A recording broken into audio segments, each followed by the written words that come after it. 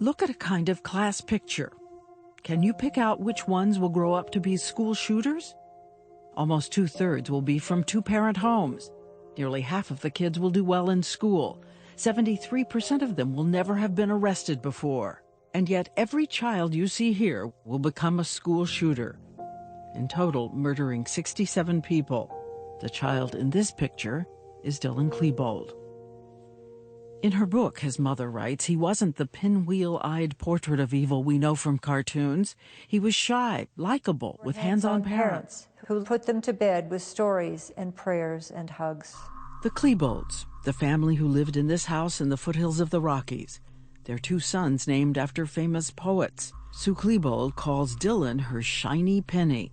In gifted classes, loved Little League, gave big hugs and kisses, and built tall ships out of Legos. And he wouldn't just work on one puzzle. He'd dump them all into a big mountain so that he could solve 5 or 6 of them at the same time. Sue Klebold says he was easily embarrassed, tearful and hard on himself if he made a mistake. He's shy heading into adolescence. He talked about looking weird. He was a tall, gawky kid with glasses. But he has friends, goes out to parties, Friday night bowling. She says some of his friends decide it's cool to look different from the jocks. They buy long black coats. But didn't you wonder why he wanted a trench coat? What was that about? Well, I was the kind of kid who loved to look different. I mean, I was an art major. She says she does notice something, that Dylan seems to be losing interest in good grades. He builds his own computer and spends more time alone in his room. And sometimes he's moody and irritable. But she now says, as she looks back over her life, she is making a big mistake.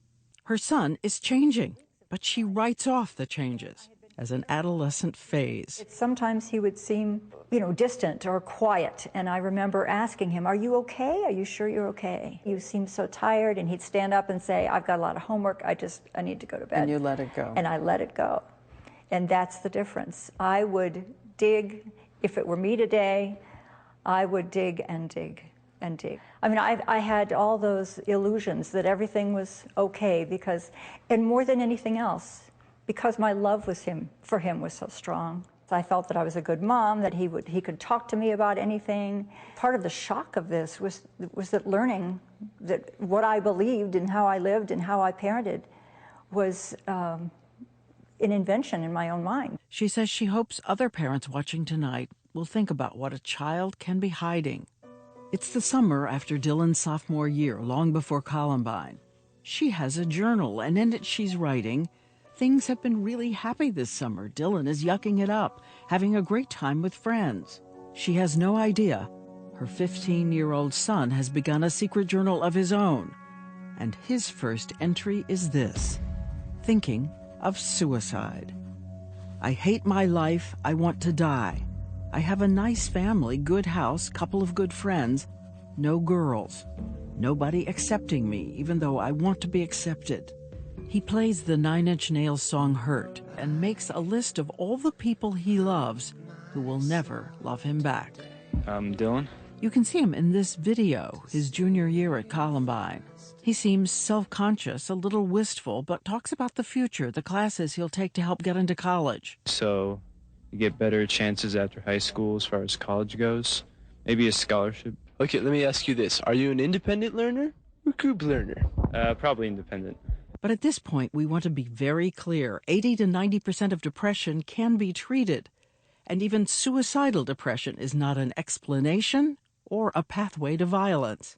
But Dr. Gregory Fritz, president of the American Academy of Child and Adolescent Psychiatry, wants to warn parents tonight that suicidal depression is real and can strike any teen, anywhere. Somewhere between 15 and 20% of high school kids say that they have thought about suicide in the past year. Let me repeat, 15 to 20% of adolescents seriously consider suicide, and that's at least one child in every American classroom. Every 95 minutes, a young person will take their life. Fritz says a lot of loving parents can miss something serious, sure that changes are just a phase. I've felt that as a parent myself, just, oh, please don't let it be so. I don't want to see it. Won't this go away? It's just a phase. The good news is, oftentimes it is. It can lead us to have blind spots. On the internet, thousands of kids make secret confessions. A teenage girl who seems to smile. Just like this eternal sadness. A high school star who says teenagers are better than adults at hiding depression.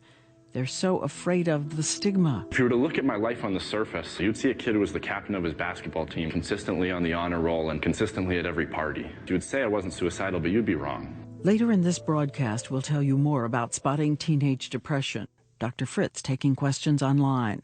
But more than 17 years ago, Sue Klebold says she knew so little about teen depression, thinking the big problem in her house was her older son grappling with drugs. Were you distracted?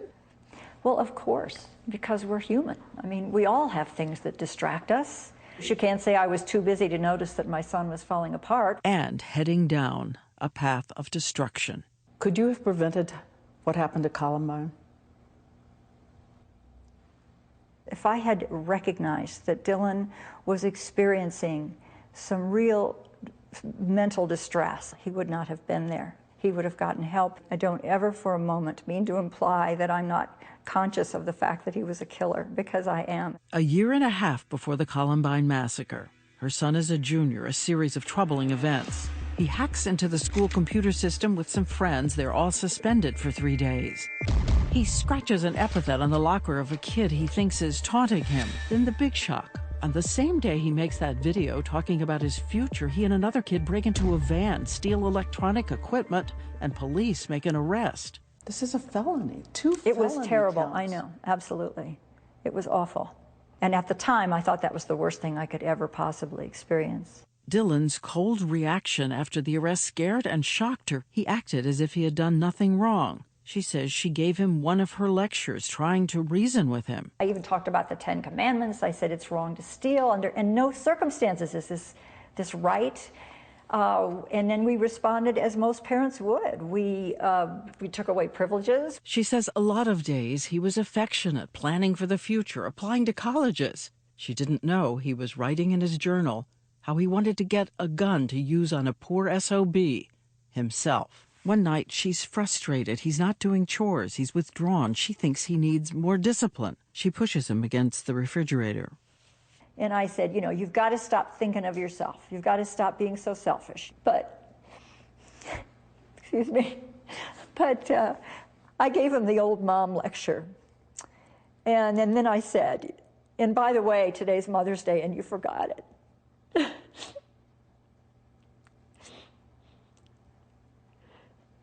And I don't remember how that confrontation ended. I just remember he softly said, Mom, please don't push me. I don't know how much I can control myself. It wasn't a scary thing. It was just him being nice to say, back off, please. She says she blamed herself for pushing him too far.